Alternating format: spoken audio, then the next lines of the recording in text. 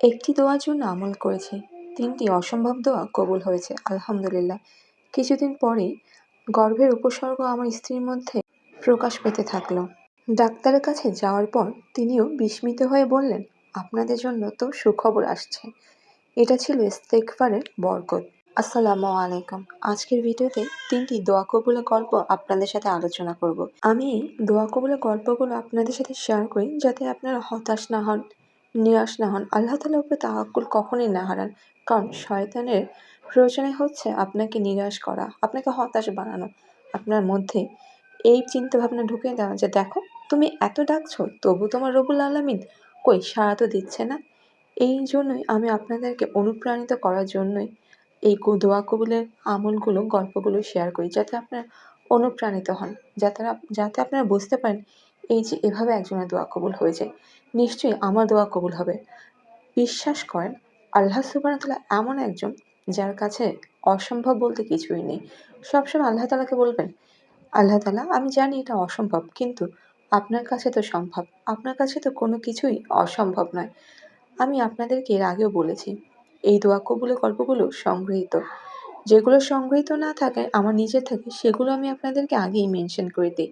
বলে দিই এই দোয়া কবুলের গল্পটি আমার অমুকের বা এটি আমার দোয়া কবুলের গল্প। আজকের পর্বের প্রথম দোয়া কবুলের গল্প হচ্ছে একটি বোনের দোয়া কবুলের গল্প। এক বোনের অসম্ভব দোয়া কবুলের গল্প। আলহামদুলিল্লাহ, আলহামদুলিল্লাহ, আলহামদুলিল্লাহ। আমার ৩টি অসম্ভব দোয়া কবুল হয়েছে, যেগুলো পাওয়ার সম্ভাবনা 1%ও ছিল না। আমার আল্লাহ সব অসম্ভবকে সম্ভব করতে পারে। আল্লাহর কাছে যা চাইছি আল্লাহ তার থেকে বেশি দিয়েছে আলহামদুলিল্লাহ। একটা দোয়া জন্য আমল করেছি, ৩টা অসম্ভব দোয়া আল্লাহ সুবহানাহু ওয়া তাআলা কবুল করে নিয়েছেন আলহামদুলিল্লাহ, আলহামদুলিল্লাহ। আমি যে আমলগুলো করেছি, ১. তাহাজ্জুদ নামাজ পড়েছি একটানা ৪০ দিন।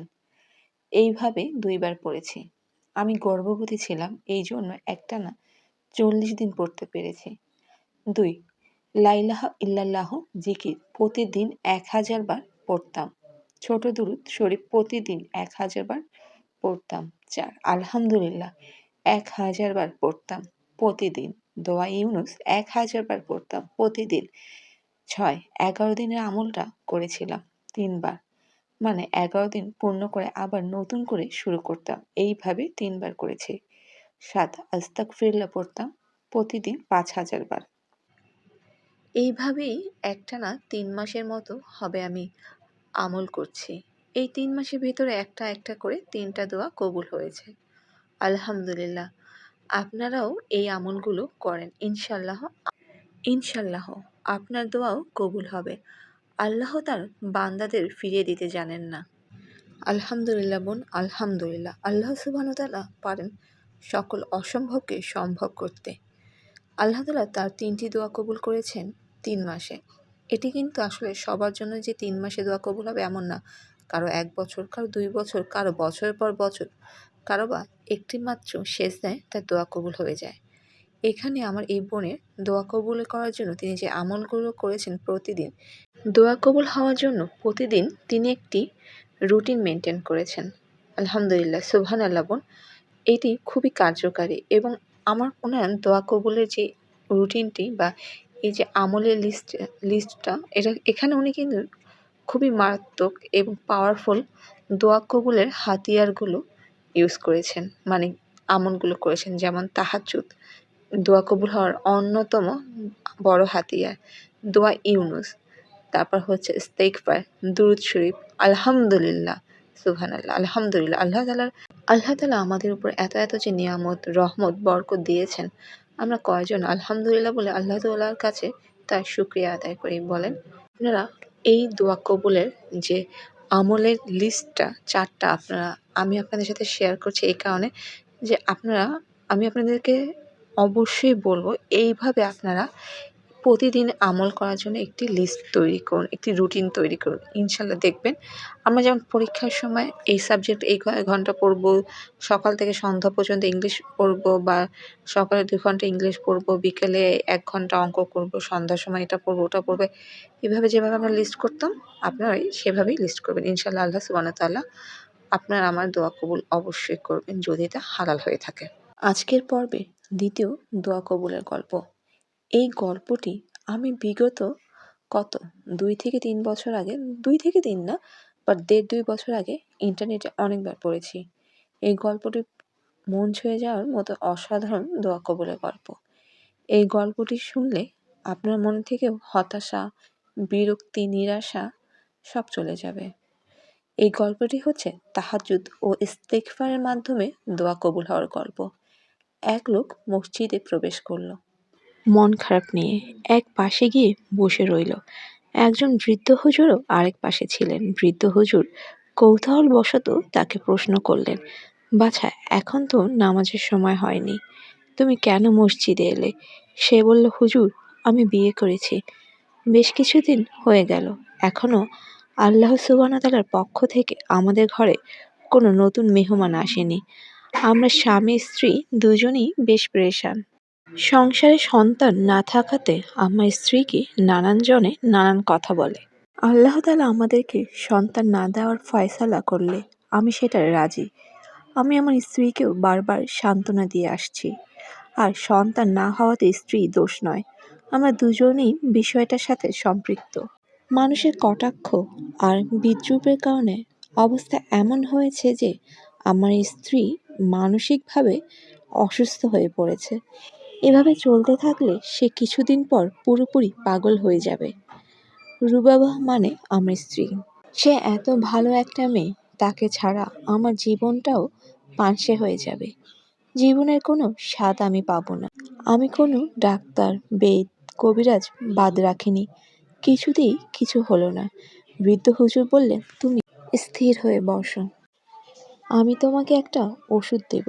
ওষুধটার ব্যবহার বিধি খুবই কঠিন, তবে আমি আল্লাহর উপর পুরোপুরি তাওয়াক্কুল করে বলছি। আমি তোমাকে একটা ওষুধ দেব, ওষুধটার ব্যবহার বিধি খুবই কঠিন, তবে আমি আল্লাহর উপর পুরোপুরি তাওয়াক্কুল করেই বলছি, এই ওষুধে তোমার অবশ্যই সন্তান হবে, ইনশাল্লাহ। আল্লাহর দোহাই লাগে হুজুর, আপনি যত কঠিন আর কষ্টকর ওষুধ দেন আমি সেটা ব্যবহার করার জন্য প্রস্তুত, ইনশাল্লাহ। তোমরা দুজনে ফজরের আজানের কমপক্ষে 1 ঘন্টা আগে ঘুম থেকে উঠবে। সময়টাকে 2 ভাগে ভাগ করে নেবে। প্রথম ভাগে কিয়ামুল লাইল অর্থাৎ তাহাজ্জুদ পড়বে। দ্বিতীয় ভাগে ইস্তেগফার, তওবা পড়বে। এভাবে নিয়মিত আমল করে যাবে, কারণ আল্লাহ তাআলা বলেছেন, আমি বলেছি, তোমরা তোমাদের রবের কাছে ইস্তেগফার করো, নিশ্চয়ই তিনি অতি ক্ষমাশীল। এর ফলে তিনি তোমাদের উপর প্রবল বর্ষণ করবেন আর তিনি তোমাদেরকে সম্পদ, সন্তান দ্বারা সাহায্য করবেন। সুবহানাল্লাহ। আর তোমাদের জন্য বানিয়ে রাখবেন বাগবাগিচা, আর তোমাদের জন্য প্রবাহিত করবেন নদী-নালা। সূরা নূহ আয়াত 10-12। লোকটা ঘরে ফিরে গেল, স্ত্রীকে বলল, ওগো, আলহামদুলিল্লাহ, অবশেষে আল্লাহ তাআলা আমাদের দিকে মুখ তুলে তাকিয়েছেন। স্বামী বিষয়টা তার স্ত্রীকে খুলে বলল। জিজ্ঞাসা করল, তুমি কি এই আমল করতে প্রস্তুত? জি, আমি অবশ্যই প্রস্তুত। আপনার সাথে কোন কাজেই বা আমি অপ্রস্তুত থাকি? আমি কোন দিন থেকে আমলটা শুরু করব? কেন আজ থেকেই? কোনো অজর আছে তোমার? জি না। তারা দুজনেই আমলটা শুরু করলো। পরে দিন যেতে না যেতেই স্ত্রীর মধ্যে গর্ভের বিভিন্ন উপসর্গ প্রকাশ পেতে শুরু করলো। ডাক্তারের কাছে যাওয়ার পর তিনিও বিস্মিত হয়ে বললেন, আপনাদের জন্য তো সুখবর আছে। এটা ছিল ইস্তেগফারের বরকত। সুবহানাল্লাহ, সুবহানাল্লাহ, সুবহানাল্লাহ, আলহামদুলিল্লাহ। কোরআনের আয়াতটাতেও আল্লাহ তাআলা এমনটাই ইঙ্গিত করেছেন, ইয়া আল্লাহ, আমাদেরকে বেশি বেশি ইস্তেগফার করার তৌফিক দান করুন। আপনি যদি তৌফিক না দেন, আমরা শ্বাসটা পর্যন্ত নিতে পারি না। ইয়া আল্লাহ, আপনি আমাদের বেশি বেশি আমল করার তৌফিক দান করুন। আপনার ইবাদত করার তৌফিক দান করুন। আপনাকে খুশি করার, ইবাদত করার তৌফিক দান করুন। আমরা সবাই জানি তাহাজ্জুদ হচ্ছে দোয়া কবুলের একটি হাতিয়ার এবং ইস্তেগফার। কি সুন্দর সময় তারা দুইজন তাহাজ্জুদ পড়েছেন এবং ইস্তেগফার করেছেন। আমরা জানি রাতের শেষ ভাগে আল্লাহ সুবহানাহু ওয়া তাআলা একদল ফেরেশতা নিয়ে এই সপ্ত আসমানে নেমে আসেন। আজকের পর্বে তৃতীয় দোয়া কবুলের গল্প ও আমল। আলহামদুলিল্লাহ, আলহামদুলিল্লাহ। আল্লাহ তাআলা আমার সবথেকে বড় আশা পূরণ করেছেন। আমি অনেক পাপী বান্দা, তবুও আল্লাহ আমার ডাক শুনেছেন। মনে প্রাণে আল্লাহকে ডাকতাম, সিজদা দিয়ে হাউমাউ করে কাঁদতাম। কখনো নিরাশ হয়নি। মনের সব কথা আল্লাহকে খুলে বলতাম। বিশ্বাস করতাম আল্লাহ একদিন না একদিন ঠিক আমার কথাগুলো শুনবেন, আমার দোয়া কবুল করবেন। আলহামদুলিল্লাহ, আল্লাহ আমার দোয়া কবুল করেছেন। রাতের গভীরে সবাই যখন ঘুমাতো, আমি আল্লাহকে খুশি করার জন্য তাহাজ্জুদ নামাজ পড়তাম এবং মনের ইচ্ছাটা বলতাম। আমার মনে হতো আল্লাহ আমার কথাগুলো শুনছেন। আলহামদুলিল্লাহ, আল্লাহ আমায় নিরাশ করেননি। নোট: আল্লাহ তাআলা বান্দাকে নিরাশ করেন না।